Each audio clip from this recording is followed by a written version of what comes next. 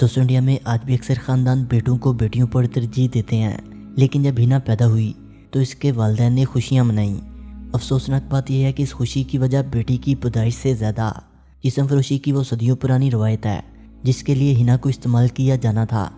हिना का तल्लुक इंडियन रियासत मध्य प्रदेश के दूर दराज इलाके में रहने वाली बिछारा बरादरी से है। यहाँ सदियों से ख़ानदान की सबसे बड़ी बेटी को 10 से 12 साल की उम्र के दरमियान जिस्म फरोशी पर मजबूर किया जाता है। जब वो बड़ी हो जाती है तो इसकी छोटी बहन इसकी जगह ले लेती है।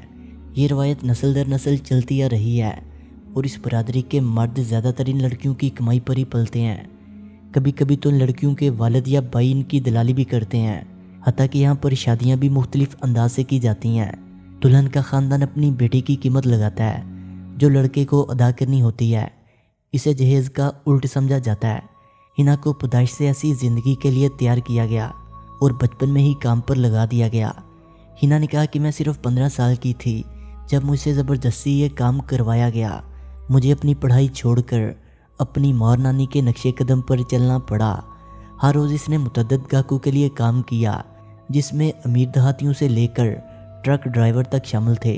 18 साल की उम्र तक मुझे एहसास होना शुरू हुआ कि ये सब कितना गलत है और मुझे गुस्सा आने लगा, लेकिन मेरे पास और क्या चारा था। मेरा ख़ानदान गुजारा कैसे करता अगर मैं पैसे ना कमाती। बेचारे ख़ानदान काफ़ी गरीब होते हैं और अपने माली हालात बेहतर करने के लिए आमतौर पर घर की ख़वातीन पर इन्हिसार करते हैं। दोस्तों इस पेशे में धकेली जाने वाली हर 3 में से एक लड़की नाबालिग होती है।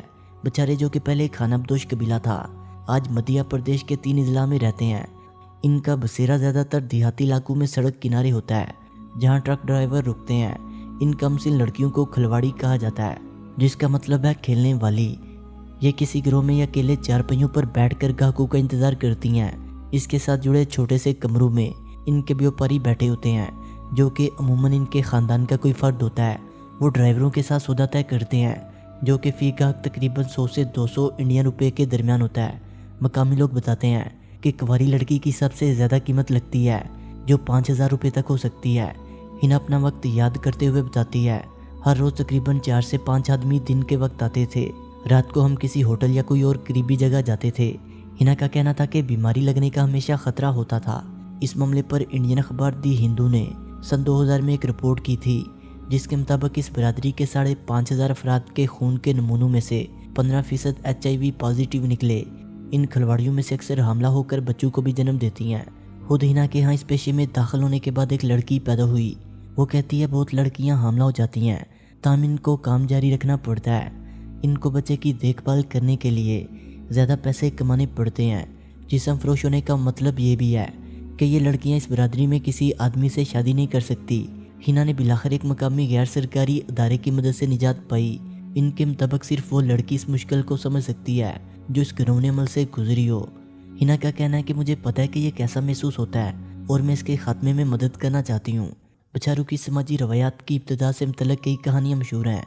एक के मुताबिक बताया जाता है कि हर जगह अजनबी होने की वजह से इस खानाबदोश कबीले को पैसे कमाने में दुश्वारी हुई तो इन्होंने अपनी गुर्बत से निजात के लिए ये तरीका अपनाया। दोस्तों इस बरादरी में तकरीबन 3300 लोग हैं जिनमें से कम अज़ कम 65% ख़वातीन हैं। ख़वातीन की इतनी तादाद होने की एक वजह इन इलाकों में कमसिन लड़कियों की स्मगलिंग भी है। दोस्तों मध्य प्रदेश हुकूमत ने हाल ही में कानून नाफज किया है जिसके तहत 12 साल से कम उम्र बच्ची का रेप करने पर सजाए मौत दी जाएगी। इसमें से बालगों के लिए कैद की सज़ा भी बढ़ा दी गई है जो किसी 18 साल से कम उम्र नाबालिग के साथ जिनसी तल्लुकात रखे। इस बरादरी के चंद जवान वायात की खिलाफ वर्जी करते हुए नौकरियां ढूंढ रहे हैं और तलीम मुकम्मल कर रहे हैं। इन्हें कुछ मकामी तंजीमों की तरफ से अमदाद भी मिल रही है। दोस्तों पैसे लेकर जिस्म फरोशी करना दुनिया का सबसे कदीम पेशा माना जाता है। यूँ तो दुनिया की हर तहजीब से तल्लुक़ रखने वाली औरतें इस पेशे से वाबस्ता रही हैं, लेकिन जिस्म फरोशी के इस कारोबार को जो अरूज और इस्तेहकाम रोमन एम्पायर में हासिल हुआ वो दुनिया की किसी और तहजीब में देखने को नहीं मिलता। इस बदकार पेशे को बाकायदा सल्तनत रोम की सरपरस्ती हासिल थी। रूमी हुकूमत ने अपने मुल्क में बसने वाली बाजारी औरतों पर एक भारी टैक्स लगा रखा था जो कि शाही खजाने में से एक बड़ी रकम बनती थी।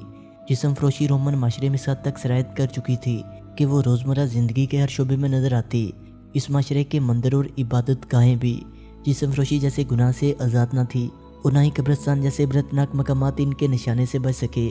कदीम रोम में हज़ारों की तादाद में ऐसी लड़कियां मौजूद थी جنہوں نے حکومتی سطح پر خود کو بطور جسم فروش عورت رجسٹر کروایا ہوا تھا، اور یہ لڑکیاں اپنی کمائی کا تیسرا حصہ رومن حکومت کو دینے کی پابند تھی۔ ان جسم فروش لڑکیوں میں غلام لڑکیاں اور کنیزیں شامل نہ تھیں، بلکہ یہ آزاد رومن عورتیں تھیں جو اپنا گزر بسر کرنے کے لیے اس عمل بد کو انجام دیتی تھی، یا ان کے سرپرست باپ بھائی یا شوہر وغیرہ پیسوں کی لالچ میں انہیں یہ عمل کرنے پر مجبور کرتے تھے۔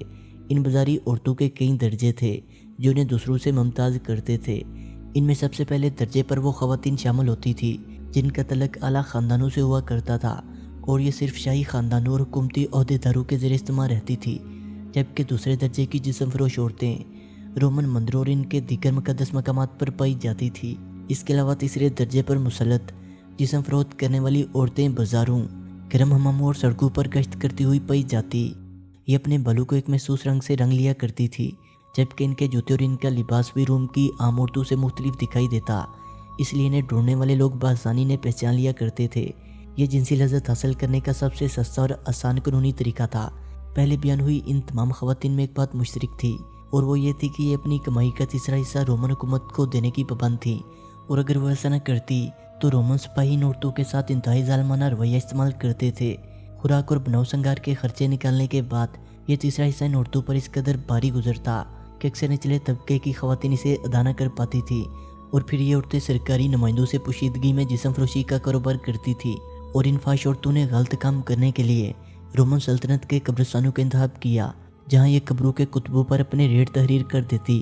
ان قبروں پر تدفین کے لیے آنے والے لوگ، قبر کھودنے والے اور دیگر راہگیر ان عورتوں سے فائدہ اٹھانے لگے۔